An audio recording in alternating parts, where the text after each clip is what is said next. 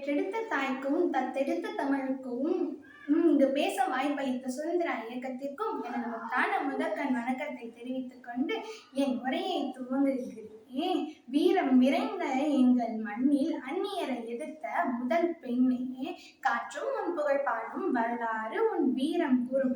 ஆம், வீரமங்கை வேலு நாச்சியாரை பற்றி தான் நான் இன்று உங்களிடம் பேச வந்துள்ளேன்.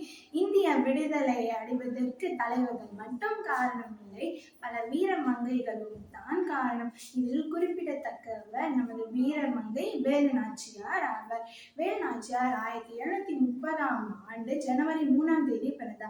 இவரது தந்தை பெயர் செல்லமுத்து தேவர் அவர். இவரது தாயார் பெயர் முத்தாத்தார் அவர். இவர் சிறு வயதிலேயே கல்வியிலும் கலையிலும் சிறந்து விளங்கினர். வாழ்வீச்சு, குதிரை ஏற்றம், அம்பு விடுதல், யானை ஏற்றம் போன்ற கலைகளையும் தமிழ், ஆங்கிலம், உருது போன்ற மொழிகளையும் கற்றுக்கொண்டார். வேலு நாச்சியார் ஆண்மகன் போல தந்தையை வளர்த்து வந்தார். இவர் 16ஆம் வயதில் முத்துவடுகநாதரை திருமணம் செய்து கொண்டார். இவர் சிவகங்கைக்கு ராஜா ஆவர். முத்துவடுகநாதர் உடைப்பதேவர் சிவகங்கையை ஆட்சி செய்தபோது ஆற்காடு நவாபிற்கு கப்பம் கட்டாததால் ஏற்பட்ட போரில் இவரது உயிர் பிரிந்தது. கணவர் இறந்த செய்தியை இவர் கேட்டவுடன் சிவகங்கையை மீட்டே தீர்வேன் என்ற முடிவுக்கு வந்தார். தன் கணவனையும் நாட்டு மக்களையும் கொன்ற நவாபை தண்டிக்க வேண்டும் என்று தன் நாட்டையும் மீட்க வேண்டும் என்னும் தக்க சமயம் வரும் வரை காத்திருந்தார்.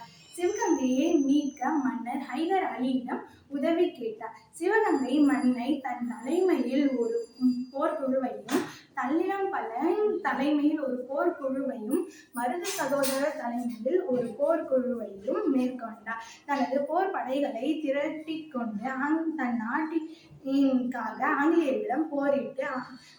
இவர் ஏற்பட்ட இந்த போரில் ஆங்கிலேயர்கள் புறமுதுகு காட்டி ஓடினர். சிவகங்கையில் ஆங்கிலேயரின் கொடி இறக்கப்பட்டது.